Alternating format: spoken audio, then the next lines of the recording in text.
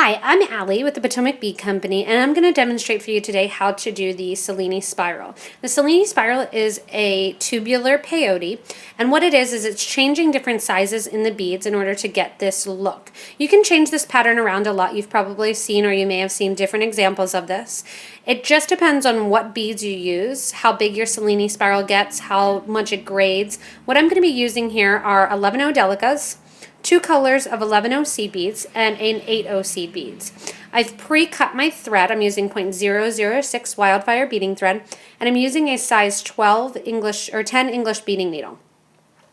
What I've done originally is I've gotten my pattern. I'm doing 2 of my Delicas, 2 11Os, 2 11Os, 2 of my 8Os, 2 11Os, 2 8Os. So that's going to be your starting pattern. This is actually going to be a little bit of a different variation on the Celinni, just to show you the difference. Now what I have to do is get it into my tubular shape, and to do so I'm going to take my thread back through my original 2 Delica beads, and then I'm coming up out of and in between my Delicas. I'm going to pull that then so I get my round circle. If you want, you can put a stop bead on it. It's kind of up to you. I usually just hold tight. What this is going to be is every bead that goes on to your thread is going to be the same bead that the thread is coming out of. So right now my thread is coming out of my Delica bead, so I am going to put a Delica on. I'm going to skip over the first bead that's here, which would be my next Delica, and go to the second bead, which is also a Delica, and take my thread and needle through and pull.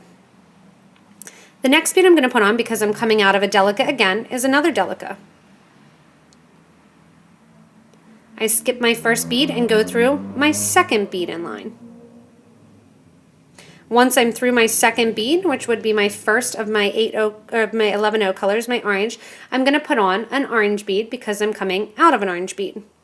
I'm then going to go through my second color, which would be my purple, and the second purple. And I'm pulling tight. Coming out of a purple, so I'm going to put a purple on, and I'm going through my second 8O bead. So I'm always skipping a bead and going through a bead. Coming out of my yellow, so I'm going to put on one of my yellow 8Os, and I'm going to go through my second purple. Coming out of purple, put on a purple. I'm going to skip over the first 11O and go through to the second. I'm coming out a yellow again, so I'm going to put on another one of my yellow 8s onto my thread. I'm going to skip over my first of my Delica beads, and that's going to put me coming out right here and ending my line. What I'm going to do now in order to step up and to get to the next line is go through my first bead that I put on in my second row, which would be one of my Delica beads. I'm going to continue this pattern the whole way around, adding a Delica and going through the beads that are sticking up. As I go through this third round, what I want to do is I want my beads to start laying in a tubular fashion. Some people will use a straw if that helps them a little bit more to get it to stay. By the time you get done your second row here, it's going to be a lot easier to hold because everything really starts to form a circle. Naturally the beads want to go out. What I'm doing is just going through the bead that's sticking up. And you can see it's starting to form that nice tube for me. And I'm going to continue on sewing through the bead that's sticking out and adding on. So the reason we started out with 2 beads at the very start of each is because that was the first 2 rows of our peyote. Again, whatever bead you're coming out of is the bead that's going to go on. And you can see now I'm starting to cup it a little bit. It's starting to come out in a circular pattern.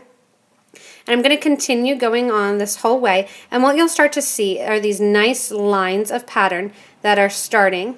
And they're going to go the whole way around. So all you do is you just keep going around.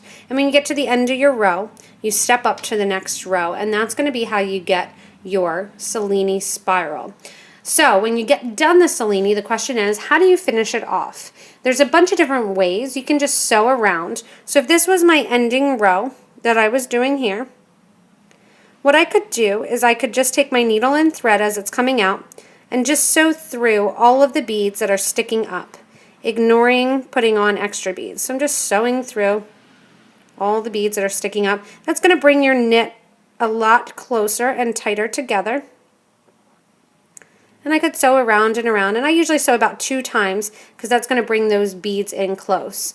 What I do then is tie that off, and then I'm going to slide a piece of wire inside that loop.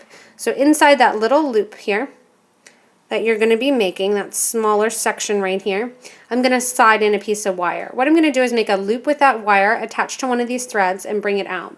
I'm then going to attach my bead cap to it.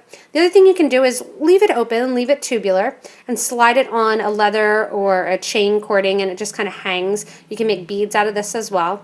Or the other idea, and one thing that looks nice, is just sew it together and make it a bangle that it can just roll on, and that you can have the bangle look to it. So that is how you do the Celinni Spiral. Again, it's just a tubular peyote. So if you're not sure how to do peyote, check out our other videos, like us on Facebook, and if you have any questions or need any help, stop by one of our stores and hopefully we can help you out with any of the questions that you may have.